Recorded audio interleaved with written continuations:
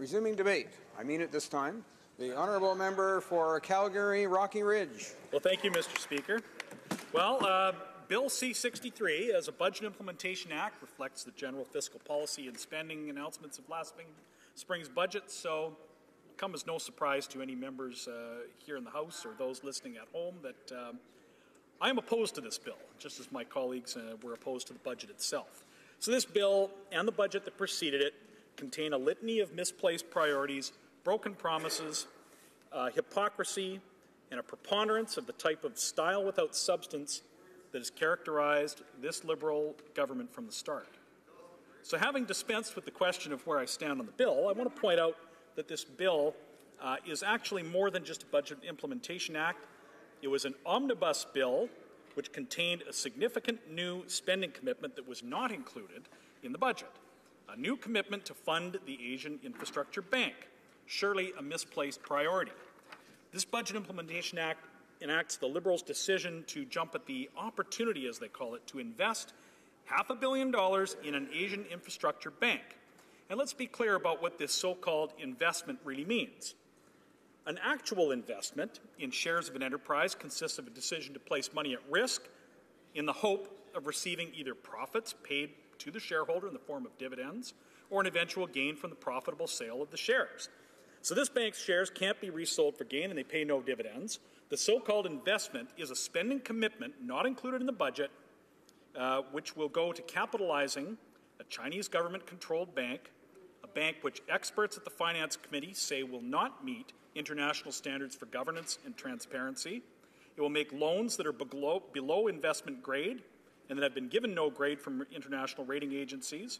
And Canada will have no representation on its board and will not have any control over its operations. So this is not an investment. It's a decision to export taxes paid by Canadians to Asia for the benefit of foreign corporations and lenders and bankers who will get the profits and contractors, and also to foreign citizens who will get to use the infrastructure. So, Mr. Speaker, this is especially problematic given that our tax dollars are going to an Asian infrastructure bank that will fund pipelines. Not pipelines here in Canada, where we could take Alberta's oil and gas to Kitimat or St. John, but pipelines that are going to take energy products from Kazakhstan to China. So that brings us to the point about hypocrisy. This infrastructure bank had no business being in the budget. It ought to have been debated separately from the start as a new, unbudgeted policy proposed by the government. And for a government that complained about omnibus legislation in opposition during the campaign, and indeed during its first year in office, it seems to have no problem now tabling omnibus bills. So this bill is, by definition, a broken promise. So, having stated my opposition to the bank and the public policy decision to fund it, I've still got plenty of objections to this bill.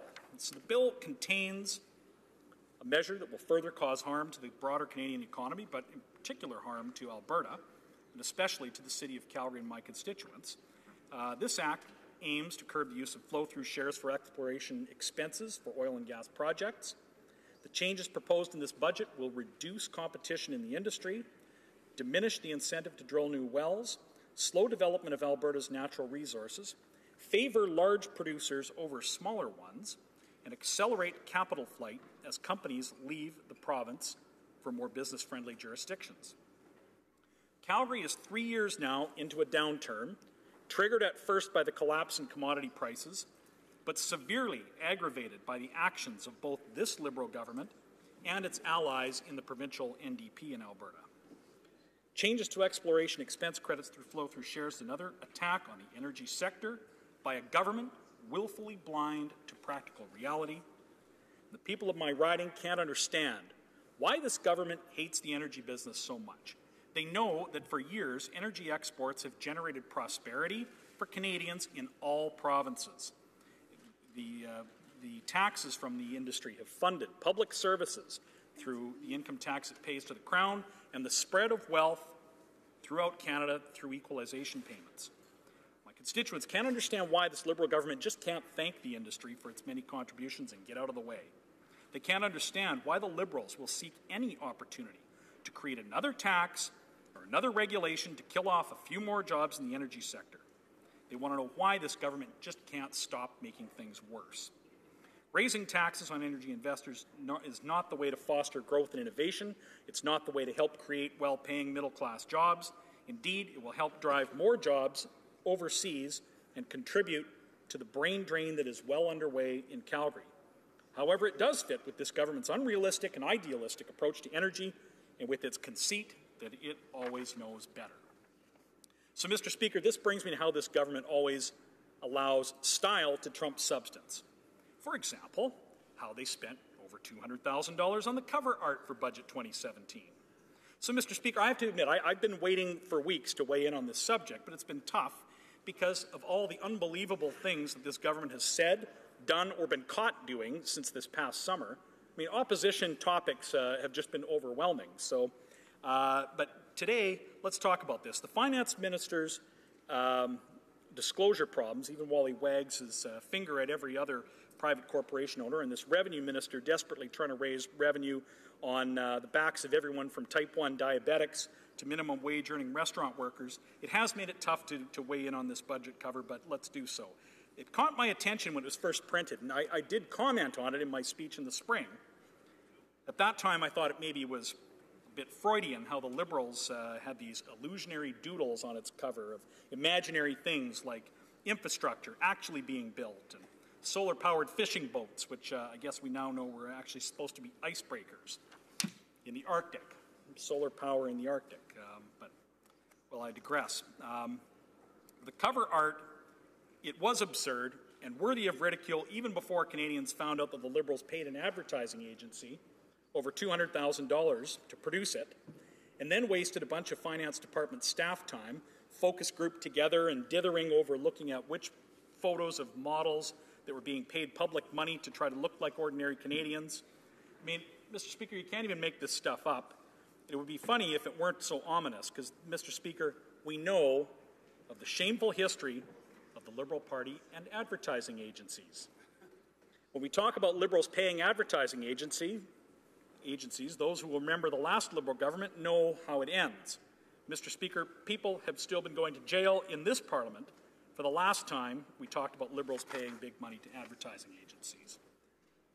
So I think I only have a little bit of time left, but I want to remind Canadians about how this budget and the last were chock full of broken promises, and to draw attention to how this bill and the fall economic update and the recent PBO report all confirm that this government has betrayed the Canadians that voted for them and the promises that they made in the 2015 election.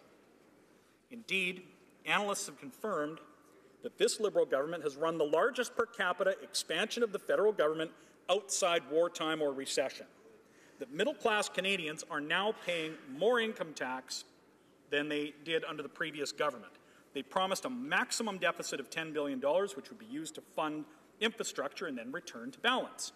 However, the bill and the budget that it implements perpetuate deficits as far as the eye can see. According to the PBO's economic fiscal outlook, quote, it is unlikely that the budget will be balanced or in a surplus position over the medium term. Well, the minister was asked 7 times at the Finance Committee when the budget would be balanced, and each time he was asked, he blathered aimlessly about how proud he was of his approach, which would suggest that he is perhaps proud of the fact that he has broken and continues to break his party's promises, all while he remains under the cloud of a conflict of interest investigation. So in his fall economic update, the finance minister boasted about a smaller than anticipated deficit. The PBO report revealed the reason for this. The Liberals have actually failed to deliver on the infrastructure spending promise.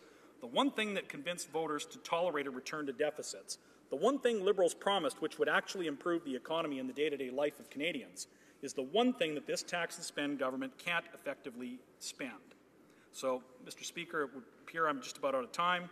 Given that this BIA is riddled with broken promises, hypocrisy, and directly threatens jobs in my riding, I will not be supporting it.